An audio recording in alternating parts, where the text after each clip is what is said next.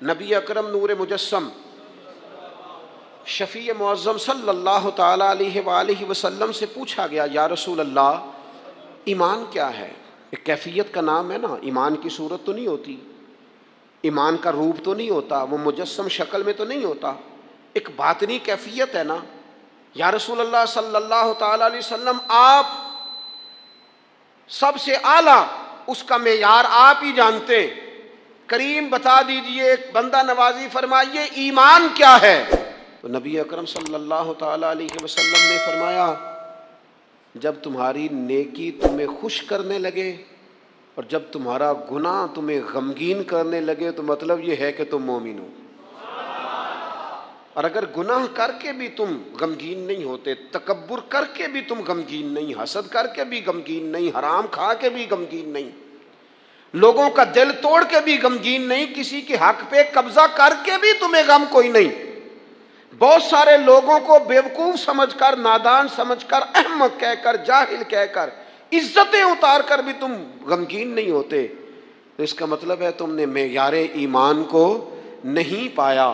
حضور فرمانے لگے نیکی خوش کرے اور گناہ تجھے غمگین کرے، آپ یقین کریں اب نہیں کرتا لوگوں کو گناہ غمگین۔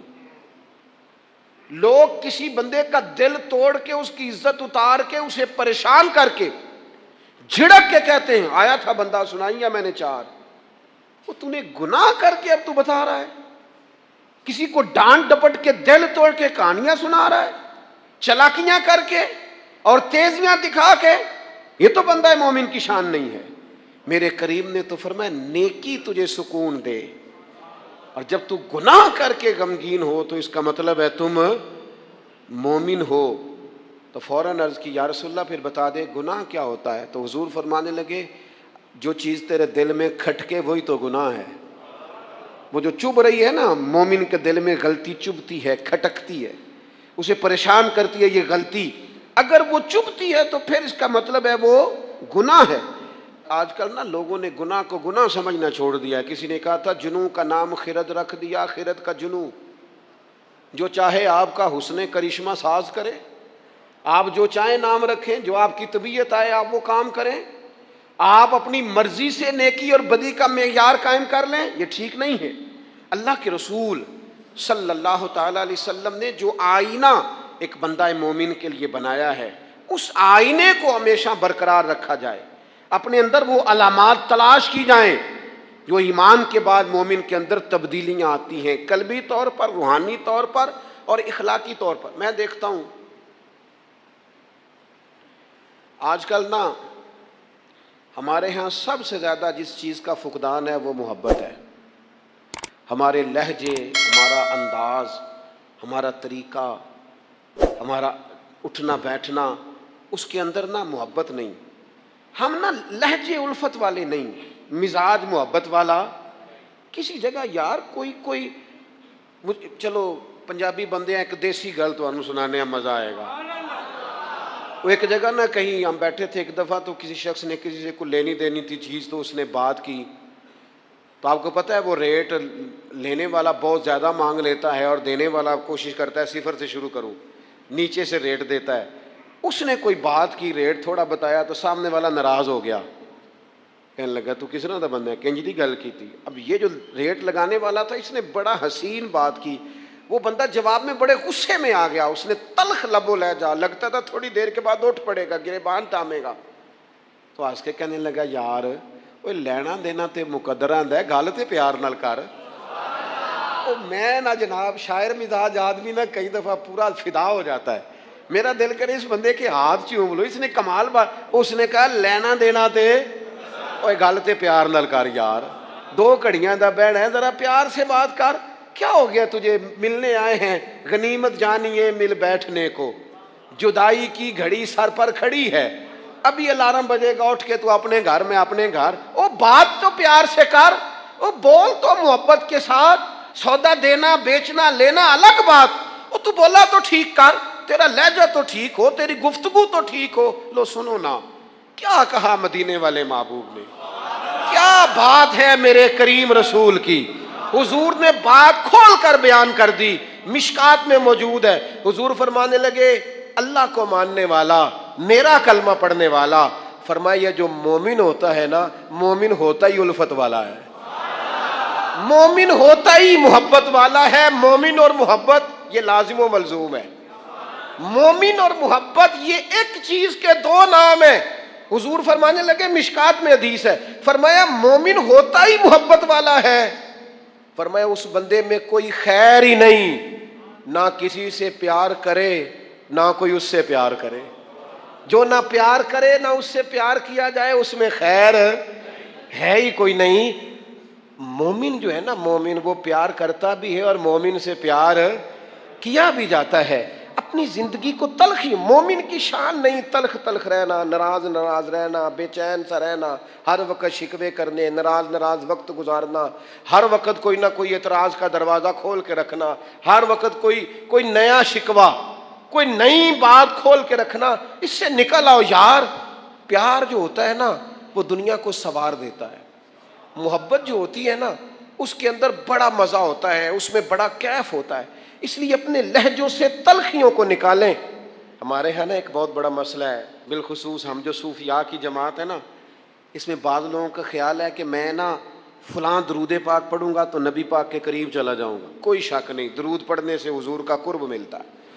بعض لوگوں کا خیال ہوتا ہے کہ نعت شریف کی برکت سے محبوب کے قریب جاؤں گا۔ کوئی شک نہیں، نعت پڑھنا اور نعت سننا یہ بندے کے دل کو حضور کی محبت کے اندر بڑا مضبوط کر دیتا ہے۔ کچھ لوگوں کا معیار ہوتا ہے کہ میں اتنے وظائف اس ٹائم میں مکمل کروں گا تو میں نبی پاک کے قریب جاؤں گا۔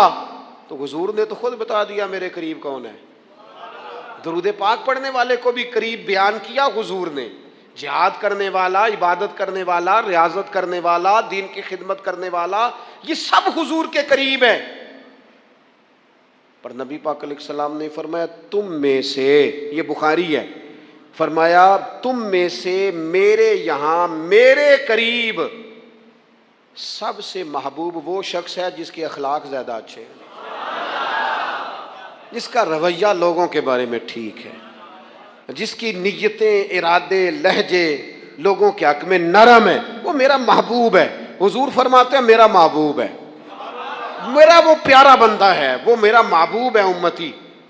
تو حضور کا محبوب بننے کا بہترین طریقہ یہ ہے کہ اپنا اخلاق ٹھیک کیا جائے۔ ایک بات اور کرنی ہے، جو دور میرا اور آپ کا دور ہے نا، یہ تیز لوگوں کا دور ہے، چالاک لوگوں کا دور ہے۔ لوگ ایسی بات سناتے ہیں کہ بندہ حیران ہو جاتا ہے۔ چالاک مزاج، تیز طبیعت۔ میں نے اپنی زندگی میں بڑے بڑے تیز لوگ ناکام ہوتے دیکھے اور بڑے بڑے بھولے بندے، سیدھے سادے، لیکن ان لوگوں کو اللہ تعالیٰ نے اتنا نوازا ہے، اتنا کرم فرمایا ہے۔ لو سنو، ترمذی ہے، نبی اکرم صلی اللہ تعالیٰ علیہ وسلم نے فرمایا جو مومن ہوتا ہے نا، وہ بھولا بھالا ہوتا ہے اور شرافت والا ہوتا ہے۔ بلکہ ایک حدیث میں تو حضور فرماتے ہیں مومن اتنا بھولا ہوتا ہے کہ سامنے والا اسے بیوقوف سمجھنے لگ جاتا ہے، اس کا خیال ہوتا ہے اسے تو عقل ہی کوئی نہیں۔ مومن بھولا بھالا۔ اور ایک حدیث میں یہ بھی لفظ ہیں کہ جنت میں اکثر بھولے بھالے لوگ جائیں گے۔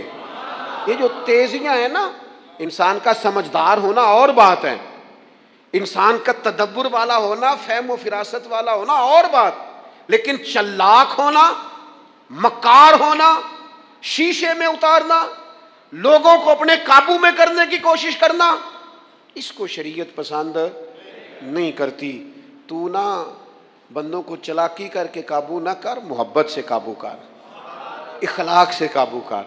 تو اپنے انداز، بڑی بڑی عجیب داستان سرائی کر کے لوگ دنیا کو جیتنا چاہتے ہیں، اس سے انسان کے اندر کمزوری آتی ہے۔ کچھ جگہ ایسی ہوتی ہیں جہاں تیزیاں، مجھے ایک بات میرا بڑا دل کر رہا ہے، کر لوں، ٹائم تھوڑا رہ گیا ہے۔ حضرت خواجہ معین الدین صاحب چشتی رحمۃ اللہ علیہ نا، خواجہ قطب الدین صاحب بختیار کاکی رحمۃ اللہ علیہ سے ملنے کے لیے یہاں آئے، دلی میں اپنے مرید سے ملنے۔ سب لوگوں سے ملاقات ہوئی تو ایک شخصیت ایسی تھی جن سے خواجہ صاحب کا خیال تھا ملاقات ہوگی، لیکن ملاقات نہ ہو سکی۔ خواجہ صاحب خود ملنے چلے گئے، وہ بھی کوئی دینی تعارف رکھتے تھے۔ آپ نے فرمایا ملنے کیوں نہیں آئے؟ وہ کہنے لگے کیسے ملنے آتا، یہاں میرا بڑا روب تھا، مجھے لوگ جانتے تھے، لیکن آپ نے قطب الدین کو یہاں بٹھا دیا ہے، سب لوگوں کی توجہ ہی ان کی طرف ہو گئی ہے، تو میں کیسے ملنے آتا؟ خواجہ معین الدین صاحب رحمۃ اللہ علیہ خواجہ قطب صاحب سے فرمانے لگے، بیٹے کسی کا دل توڑ کے کام نہیں کیا جاتا دین کا، تو سامان باندھ چلے، تو میرے ساتھ اجمیر چل، دلی رہنا ہی نہیں۔ ہم نے کہا حضور جو حکم ہو۔ انہوں نے سارا سامان سمیٹا، اونٹوں پہ رکھا، روانگی ہونے لگی۔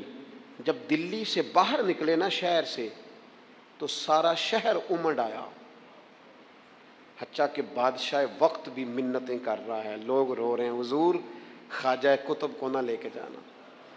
اس شخص کے درد نے پورے شہر کو درد والا بنا دیا، اس کی تہجد کے وقت کی دعاؤں نے بڑے لوگوں کو مصلی پہ کھڑا کر دیا۔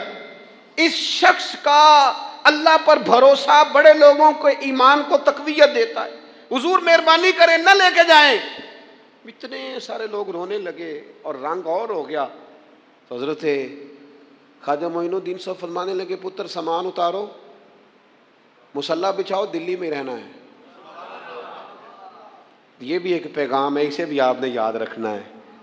تو خواجہ قطب الدین صاحب کہنے لگے، حضور آپ نے فرمایا تھا کسی کا دل توڑ کے نہیں رہنا۔ فرمانے لگے، اتنے سارے لوگوں کا دل ٹوٹنے سے بچاتے بچاتے کسی ایک کا ٹوٹ بھی جائے تو خیر ہے، اب کسی ایک کا دل بچاتے ساری دنیا کا دل توڑ دیں، اللہ کرے آپ کو اس بات کی بھی سمجھ آئے۔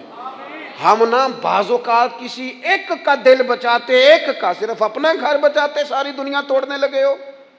اگر یہ 5 باتیں پائی جاتی ہیں تو اولئک ھم المؤمنون حقا، میرا رب فرماتا ہے یہ وہ سچے مومن ہیں جنہیں رب سچا مومن فرماتا ہے۔ یہ اللہ کا فیصلہ ہے کہ اولئک ھم المؤمنون حقا، یہ سچے مومن ہیں، یہ سچے مومن ہیں، یہ سچے مومن ہیں۔ اللہ کہتا ہے یہ ہیں جو میں تمہیں بتا رہا ہوں، یہ ہیں میرے بندے، یہ سچے مومن۔ یا اللہ تو انہیں کیا دے گا، کیا عطا کرے گا جب تو کہہ رہا ہے کہ اولئک ھم المؤمنون حقا، یہ سچے۔ یہ قرآن مجید کا مزہ تو لو یار، کتنا زیادہ ہے۔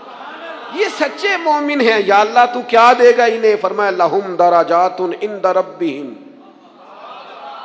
ان کے درجے ان کے رب کے پاس ہیں۔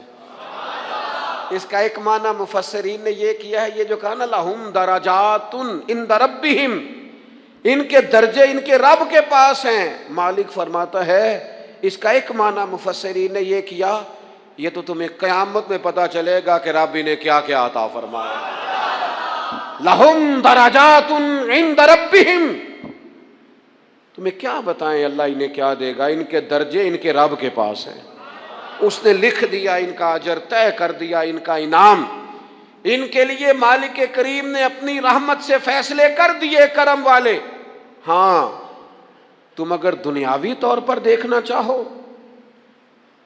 تم اگر سمجھنا چاہو تو فرمایا وَمَغْفِرَةٌ وَرِزْقٌ کریم، ان کے درجے ہیں ان کے رب کے پاس، اور ان کے لیے بخشش ہے۔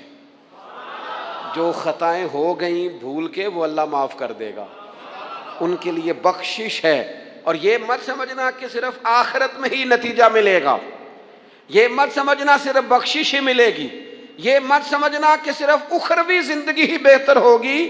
وَرِزْقٌ کریم،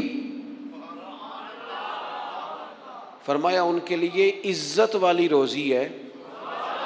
اوئے ہوئے ہوئے، اللہ کرے آپ سمجھیں قرآن مجید کا مزہ۔ وَرِزْقٌ کریم، انہیں میں باعزت رزق عطا کروں گا، روزی بھی ملے گی پر کہیں رسوا نہیں ہونا پڑے گا، روزی ملے گی پر ذلت والی نہیں۔ وَرِزْقٌ کریم، کبھی پلٹ کے دیکھو نا رب کے بندوں کی شان، اللہ انہیں رزق عطا فرماتا ہے تو عزت والا عطا فرماتا ہے۔ وقار والی روزی میں دوں گا، وقار والی۔ بس تم 5 چیزیں پیدا کرو اپنے اندر۔ ایک تو یہ دیکھو جب رب کی یاد ہوتی ہے تو دل ڈرتا ہے کہ نہیں، قرآن پڑھا جاتا ہے تو ایمان مضبوط ہوتا ہے کہ نہیں، تمہارا رب پر بھروسہ کتنا ہے، اعتماد خالق کتنا ہے، یہ اپنے اندر پیدا کرو۔ اور فرمایا نماز قائم کرو، اللہ کے راستے میں خرچ کرو، تم یہ 5 چیزیں پیدا کرو، رب کہتا ہے مومن بھی تم پکے ہو، درجے بھی بڑے دوں گا، جو خطائیں غلطی سے ہو گئیں وہ معاف بھی کر دوں گا، ورزق کریم، روزی ملے گی عزت والی۔ یہ کامل مومن کی نشانیاں قرآن مجید سورہ انفال میں بیان۔ ہم نا بعض ایسی چیزوں کا آہستہ آہستہ شکار ہوتے جا رہے ہیں جن میں ہمیں انتہائی زیادہ سمجھداری کی ضرورت ہے، معاملہ فہمی کی ضرورت۔ بندہ مومن کیا ہوتا ہے، اس کی علامتیں ہوتی ہیں، اس کی شانیں ہوتی ہیں۔ مومن کا ایک اپنا وقار ہوتا ہے، اس کی اپنی ایک الگ وزاداری ہوتی ہے، اس کا ایک اپنا اللہ تبارک و تعالیٰ نے سٹیٹس بنایا ہوتا ہے۔ ہمیں اپنا معیار قائم کرنا چاہیے، اور معیار وہ قلب سے قائم ہوگا، وہ روح سے قائم ہوگا، وہ باطن سے قائم ہوگا۔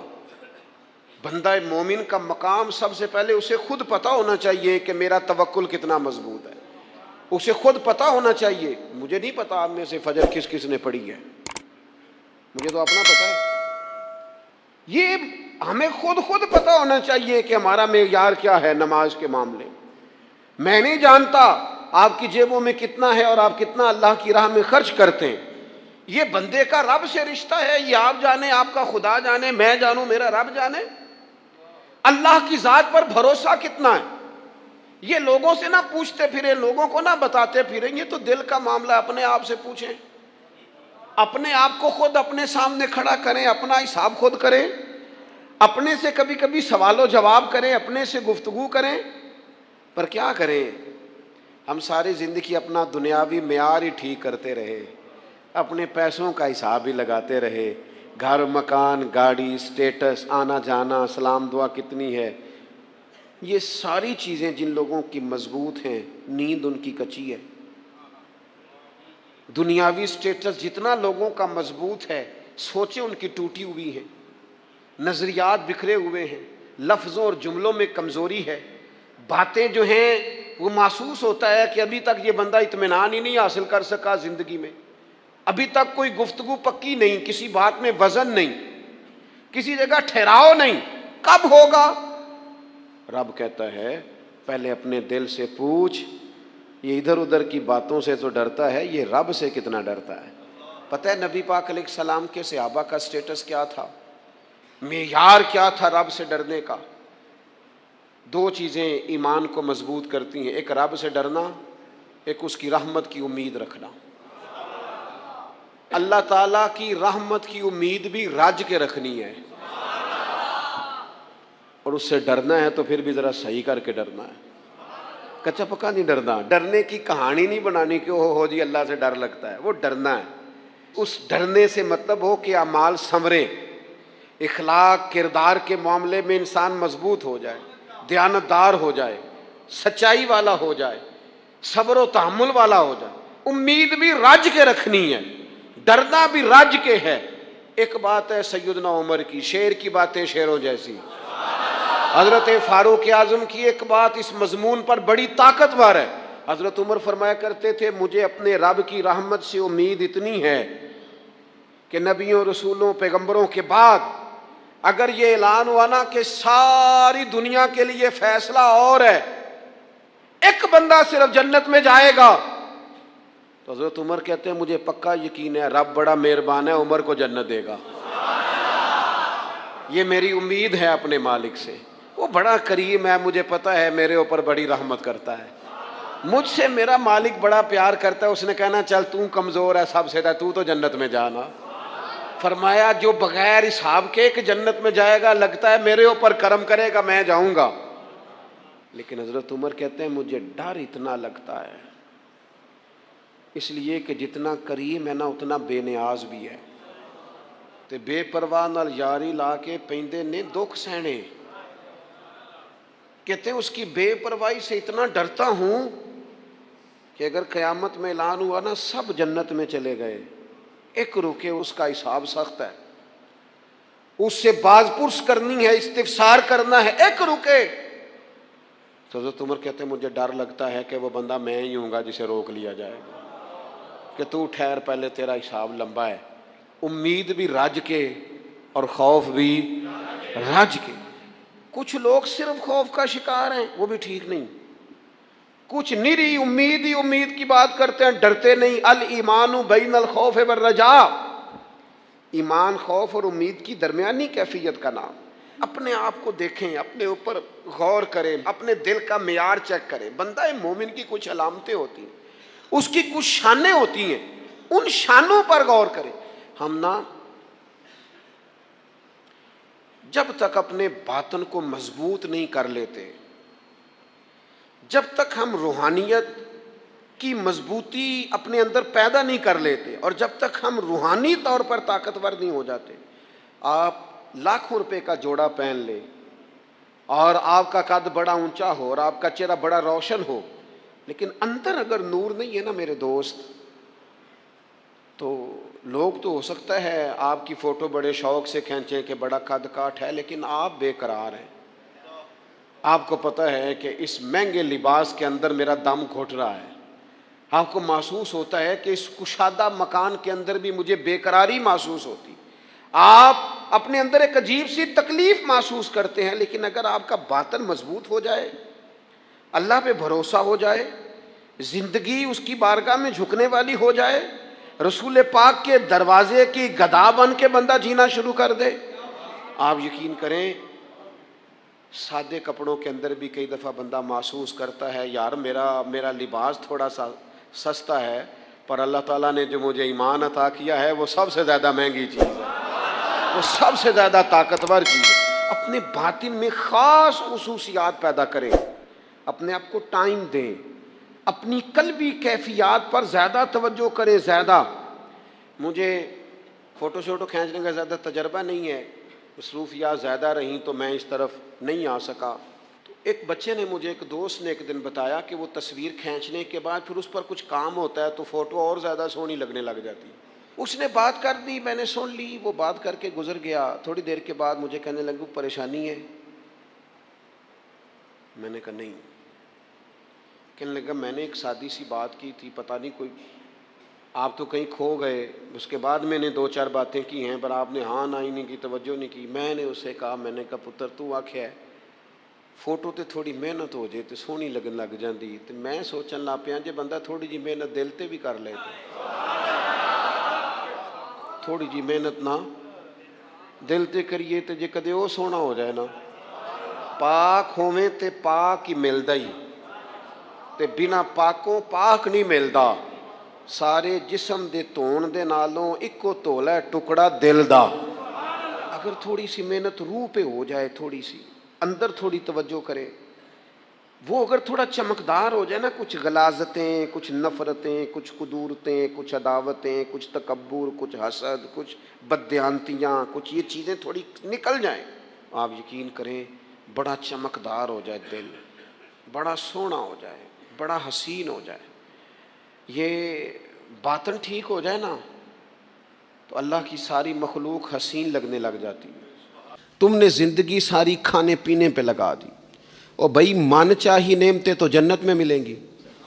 ہم نے تو مزے کے کھانے وہاں جا کے کھانے، وہاں ملے گا پھل اور وہاں ملے گی نعمتیں جو بار بار ملیں گی. چہرے ایک جیسے ہوں گے پر ذائقہ بڑا منفرد سے منفرد نظر آئے گا. تو وہ جو پردہ غیب میں چیزیں تھیں وہ ساری چیزیں لوگ کہتے ہیں ہاں جی ہم ساری، غیر معتدل نہ بنے، تھوڑی سادگی لائیں، تھوڑا درمیانہ راہ. اسلام اس کو پسند کرتا ہے. نبی پاک علیہ السلام کی بارگاہ میں ایک مہمان آیا، ابھی وہ مسلمان نہیں تھا، تو محبوب نے فرمایا ایک بکری کا دودھ دھو کے اسے پلا دو. ایک بکری کا دودھ دھویا گیا، پلایا گیا، پھر دوسری کا دودھ دھویا گیا، پلایا گیا، پھر تیسری کا، وہ 7 بکریوں کا دودھ پی گیا. صبح اللہ نے توفیق دی اور وہ کلمہ پڑھ گیا. اب نبی پاک علیہ السلام نے فرمایا اسے بکری کا دودھ دھو کے پلاؤ. ایک بکری کا دودھ پیا، دوسری کا پی نہ سکا، رات 7 کا پی گیا تھا. تو میرے کریم فرمانے لگے یہ مومن اور کافر کا فرق ہے.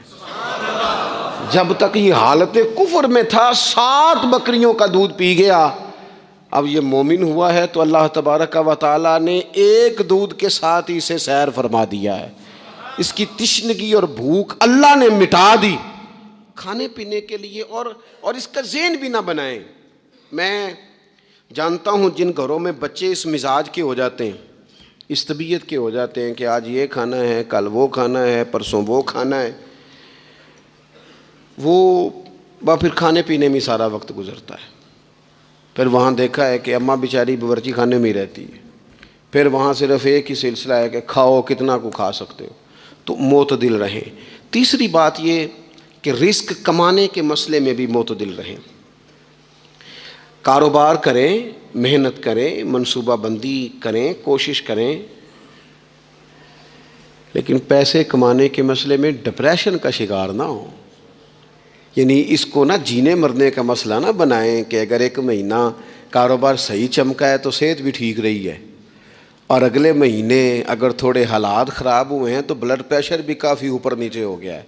اس کو نفسیاتی مسئلہ نہ بنائیں۔ پہلے بھی کئی دفعہ کہہ چکا ہوں، پھر کہتا ہوں، 2 4 5 دوستوں سے پیار ہے تو 2 4 دفعہ انہی دنوں میں نا، سال کے بعد آ کے مجھے کچھ دن آتے ہیں نا کاروبار پہ، انہی دنوں میں آ کے انہوں نے مجھ سے کہا، دور سے آئے، کہا جناب ہم کاروباری بندے ہیں، حالات ٹھیک نہیں، کوئی دعا بتائیں۔ تو میں نے کہا جن دنوں ٹھیک ہوتے ہیں ان دنوں کیوں نہیں آتے؟ کہ آج کل حالات بڑے اچھے ہیں، کچھ شکر کا طریقہ بتائیں، کیوں نہیں آتے؟ کیا فلسفہ ہم نے اختیار کر لیا ہے؟ رزق کا وعدہ اللہ کا ہے، اس کو کمانے میں اور پیسے کمانے میں محنت کرنے کا حکم دیا گیا ہے۔ نبی پاک علیہ الصلوۃ والسلام نے فرمایا جد و جہد کرو، نکلو، اللہ پہ بھروسہ کر کے نکلو، جس طرح وہ پرندوں کو روزی دیتا تمہیں بھی دے گا، لیکن اس میں نفسیاتی مسئلہ نہ بنایا جائے، نفسیاتی نہ بنایا جائے۔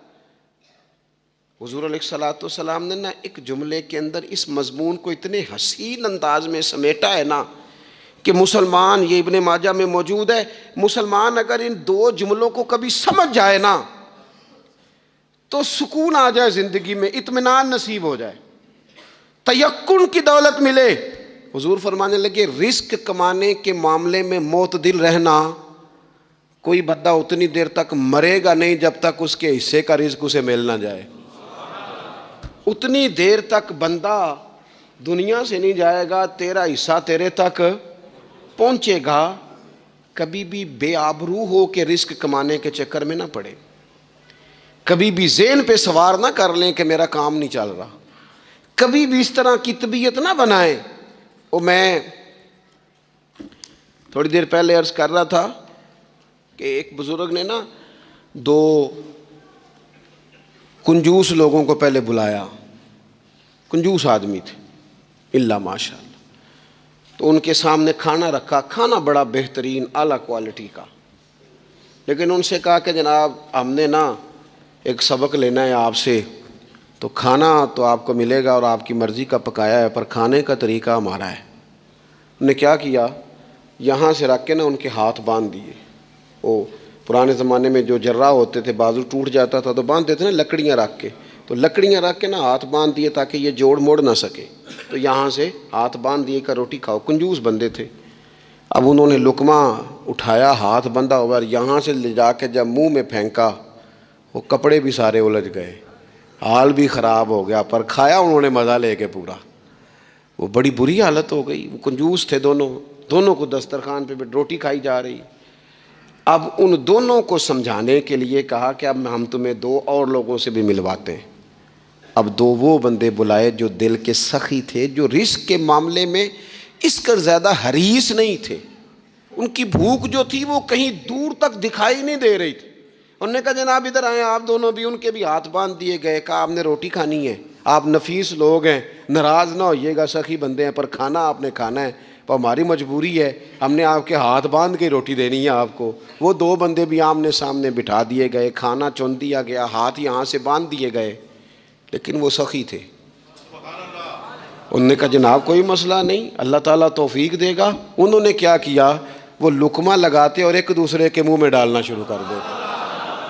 کھانا بھی کھا لیا، کپڑے بھی بچ گئے، نفاست بھی قائم رہ گئی، اور کسی قسم کی کوئی پریشانی آئی، کام خاصا مشکل ہے کسی کے منہ میں لقمہ دینا، کام بڑا مشکل ہے، یعنی کھانا آ جائے، پک جائے، پاس پہنچ جائے، اور پھر اسے توڑ کے بنا کے اتنی محنت کر کے دے کسی کے منہ میں دینا۔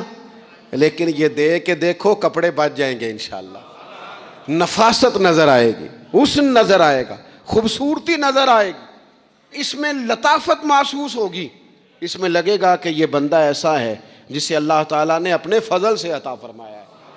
تو غیر معتدل طریقہ بندے کو رسوا کر دیتا ہے، رسوا کر دیتا ہے۔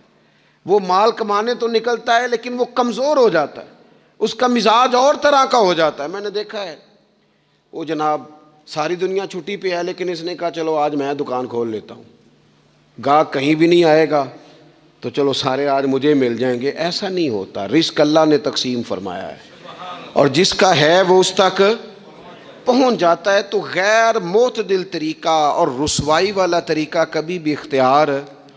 اسی طرح کا معاملہ سخاوت میں ہے۔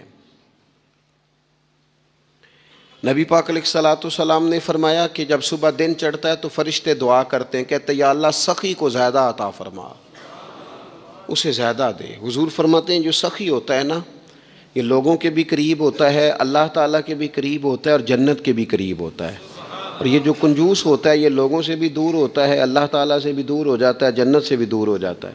سخاوت بڑی اعلیٰ چیز ہے، لیکن اس میں بھی معتدل رہنے کا کہا گیا ہے۔ معتدل، کچھ لوگ ایسے ہیں جو سخی نہیں ہوتے، یہ میں کوشش کروں گا تشریح آپ کے ذہن کے مطابق کر لوں۔ سخی مزاجن سخی، لیکن اگر کبھی چڑ جائے نا، وہ جتنے مرضی پیسے لے لو ان سے، مزاج میں سخاوت نہیں۔ لیکن اگر طبیعت ہے اس طرح کی کہ اگر ان کا ذہن آ گیا نا، کبھی کہیں کسی نے تعریف کر دی ہے، پوری خوشامد اس نے کر لی ہے، تو پھر تو جناب ساری جیب بھی آپ خالی کرا دے۔ یہ مزاج کی سخاوت نہیں ہے، یہ تو آپ کی طبیعت کا وہ ابال ہے کہ اگر کسی بندے کو پتہ چل گیا ہے کہ کس طرح کر کے آپ قابو آتے ہیں تو پھر وہ روز استعمال کرے گا۔ اور یہ ہوتا ہے، یہ ماحول ہوتا ہے۔ میں چونکہ مذہبی ماحول سے تعلق رکھتا ہوں، میں نے خود یہ دیکھا ہے کہ کوئی شخص اگر اس نے زیادہ بڑا منہ کھول کے لوگوں سے مانگنا شروع کر لیا ہے تو پھر تو جناب بڑی بات ہے، مہنگا آدمی۔ اور اگر کوئی اپنی وفاداری قائم رکھتا ہے، خوشامد نہیں کر سکتا، اس کی طبیعت نہیں ہے کہ وہ 20-50 لوگوں کی خوشامد کرے، 10 کو حاجی صاحب کہے، 20 کو عاشق رسول کہے اور 30-35 کو کہے جناب بڑی بات ہے، ہم نے تو بڑا دیکھا ہے، آپ تو بڑے بہترین لوگ ہیں۔ تو پھر جناب وہ اگر یہ کام اسے کرنا آتا ہے تو پھر اس کا مطلب ہے اسے دہاڑی بھی اچھی لگانی آتی، پھر اس کی آواز کا بھی زیادہ سریلا ہونا ضروری نہیں۔ پھر اللہ تعالیٰ معاف فرمائے، پھر بس ٹھیک ہے، اب میں کیا اس پر تبصرہ کروں، پھر تو ہم دیکھ رہے ہوتے ہیں جس کو وہ عاشق رسول کہہ رہے ہوتے ہیں نا۔ اور ایسی خطرناک، میرے سامنے ایک نعت خواہ ایک صاحب سے کہنے لگا، نعت حضور کی پڑھی جا رہی ہے۔ کبھی شعراء ایک کام کرتے تھے، وہ کہتے تھے شعر تیری نظر ہے، وہ غزل کا شعر ہے یا کوئی ایسا شعر ہے، لیکن ایک شعر ہے نعت کا، اس میں تو حضور کی تعریف ہے۔ نبی پاک کی تعریف کا شعر کسی بندے کی نظر کیسے ہو سکتا ہے جب اس میں ذکر ہی رسول پاک کا ہے؟ تو وہ نعت خان صاحب کہنے لگے، بندہ سامنے بیٹھا ہے، تھوڑا بہت میں بھی اسے جانتا ہی تھا، تو اسے کہنے لگے حاجی صاحب یہ شعر تہاڈی نظر ہے۔ میں انہوں آکھیا تو مہربانی کر ایدی نظر کوئی اور شے کر لیا، یہ تو نعت ہے حضور کی، یہ نبی پاک کے لیے ہی رہنے دے، اس کی نظر تو نے کر دی ہے۔ تو نالے میں کیا ہے حاجی جنی دیر تک پیچھے بیٹھا سی اونی دیر تو نظر کیتی نہیں، ان دتھیاں لے کے سامنے آئے تھے تو نظر نیاز شروع کر لی۔ نہ کریں یہ کام، اس سے کوفت پہ۔ اور آپ یقین کریں، میں ذمہ داری سے کہتا ہوں، یہ کام کرنے والا بھی تنگ ہوتا ہے اور جس کے لیے کر رہا ہوتا ہے پتہ اسے بھی سارا ہی ہوتا ہے کہ چکر کیا چل رہا ہے، سب پتہ ہوتا ہے۔ تو اس تکلف میں جب انسان کام کرتا ہے تو کہاں تک بات جاتی؟ سخاوت کریں لیکن چڑھ کر کوئی کام نہ کریں۔